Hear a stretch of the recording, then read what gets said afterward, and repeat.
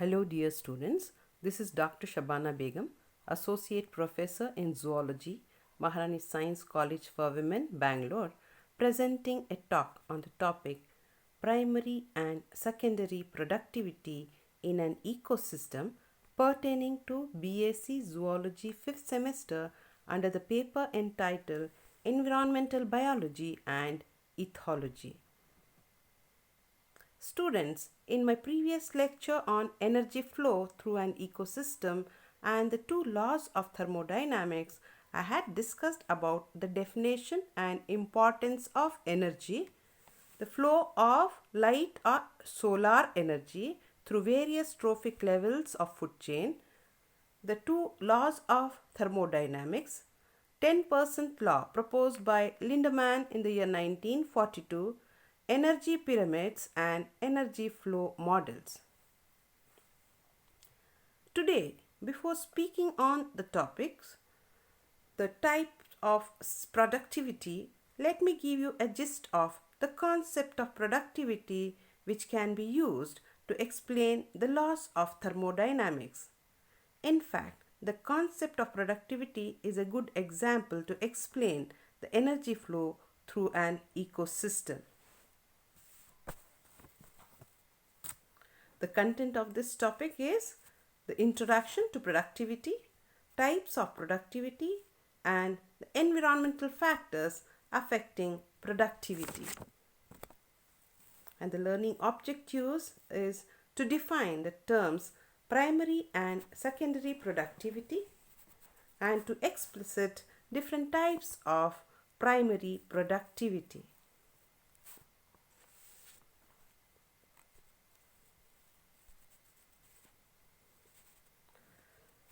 As you all know that an ecosystem comprises of producers, consumers and decomposers, and the steps involved in productivity are the utilization of solar energy by producers for photosynthesis, consumption of organic matter by consumers, both the herbivores and the carnivores, and the decomposition of organic matter into inorganic substances. So in my lecture on light as an abiotic factor, you have learned that the sun is the main source of energy for the ecosystem, and the solar energy that reaches the earth gets modified as explained under session 4, that is the light as an abiotic factor.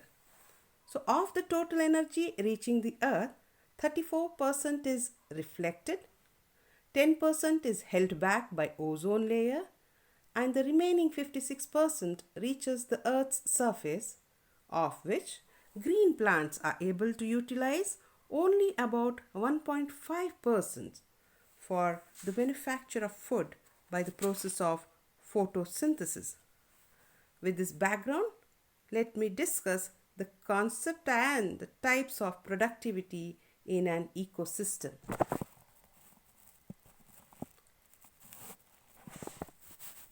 What is productivity? So in ecology, productivity refers to the rate of formation of biomass in the ecosystem, while the biomass is the total mass in a unit area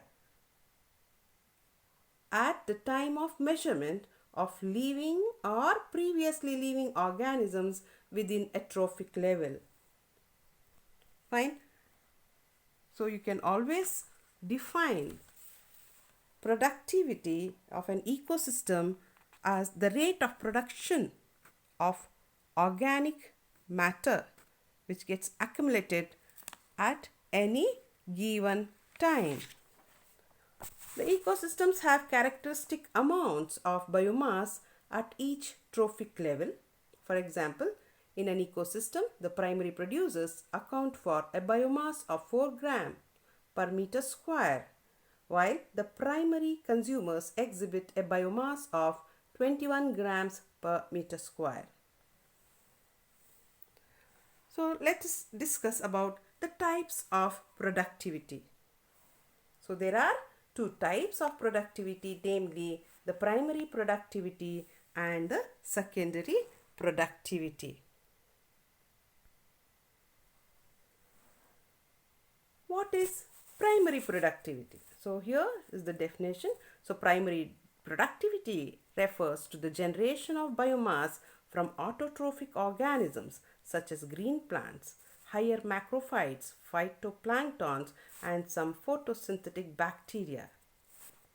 Fine. So you can always define it as the rate of production of organic matter. Fine. We can define it as the rate at which radiant energy is stored by photosynthetic organisms. So photosynthesis is the primary tool for the creation of organic matter from inorganic compounds such as carbon dioxide and water. Fine. So this primary productivity can be divided into two aspects: the gross primary productivity and the net primary productivity. The gross primary productivity, which is called as GPP, is the total energy stored in the food materials synthesized by the green plants, or total rate of photosynthesis including the organic matter used up in the respiration during total photosynthesis or total assimilation. This depends upon the photosynthetic activity and environmental factors, and also it depends upon the chlorophyll content. An example of gross primary productivity is the Silver Springs aquatic ecosystem, where the total energy accumulated by the primary producers was shown to be 20,810 kilocalories per meter square per year.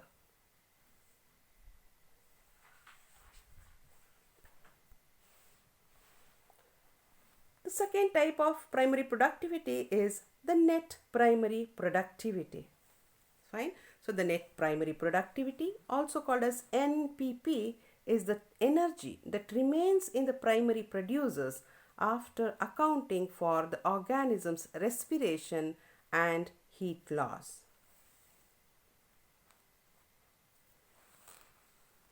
The net primary productivity is also called apparent photosynthesis or net assimilation.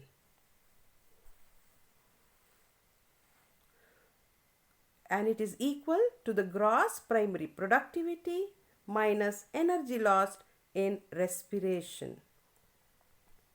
So you can say NPP is equals to GPP minus energy lost during respiration. The net primary productivity is the energy stored in the plants, and this energy serves as food for the animals that feed on plants, that is, the consumers. It is measured as the amount of organic matter produced in a community in a given time. Annually, over 170 billion tons of net primary productivity occurs over the entire biosphere. There are a number of methods to measure primary production. These are called as the harvest method, wherein the amount of grains or seeds are measured. Oxygen production method, here the amount of oxygen evolved is generally used for measuring primary production of aquatic plants. Carbon dioxide assimilation method, where the amount of carbon dioxide utilized for photosynthesis is measured. The chlorophyll method, where the chlorophyll content is measured, and the radioactive method, wherein the radioactive isotopes are used and their uptake is measured to estimate productivity.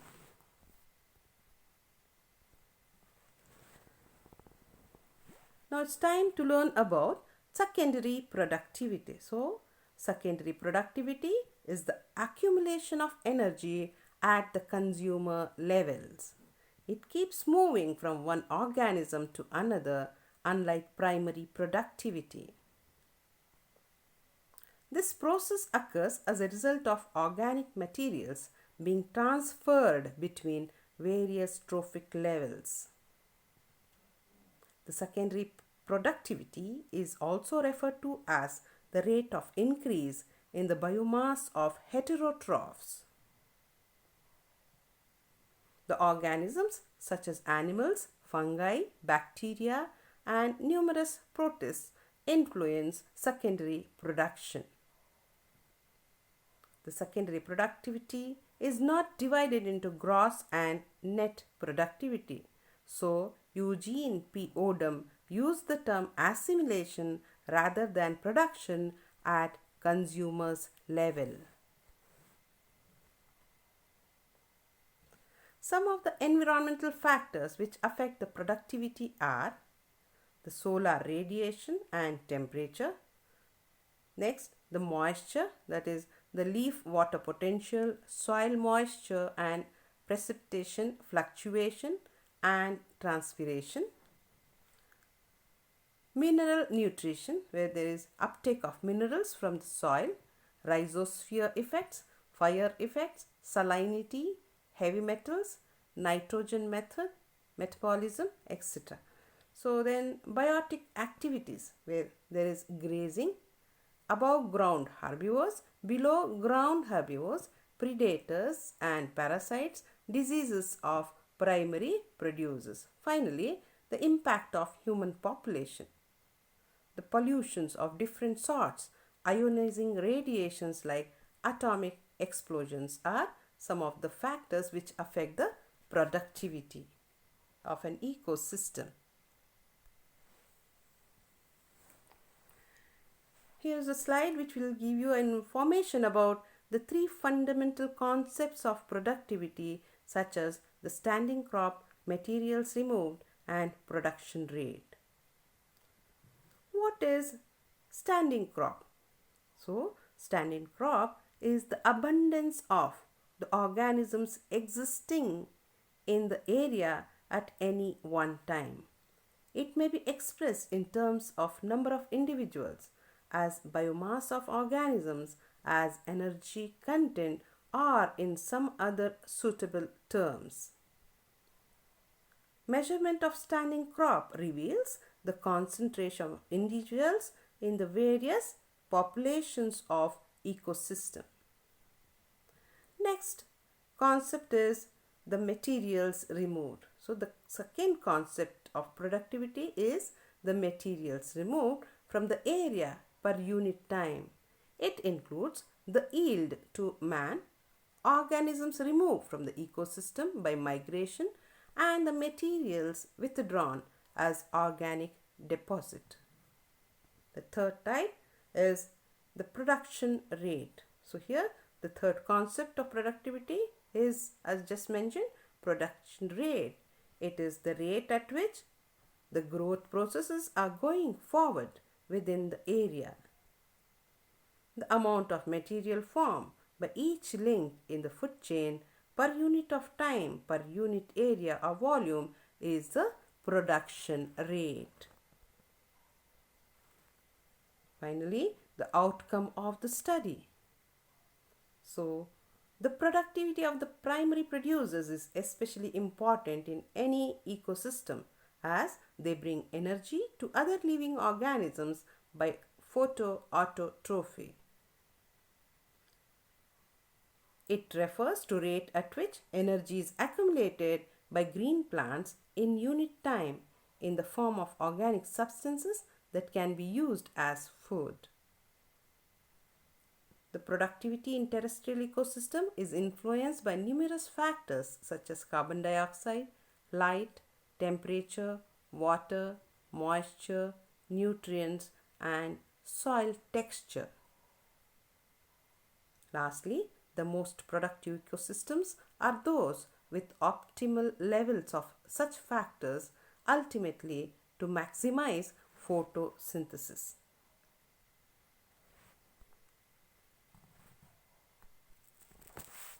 With this, I will end up my talk on this topic, and just to know whether you have understood the concept and types of productivities, I want you to answer a few multiple choice questions, that is the MCQs.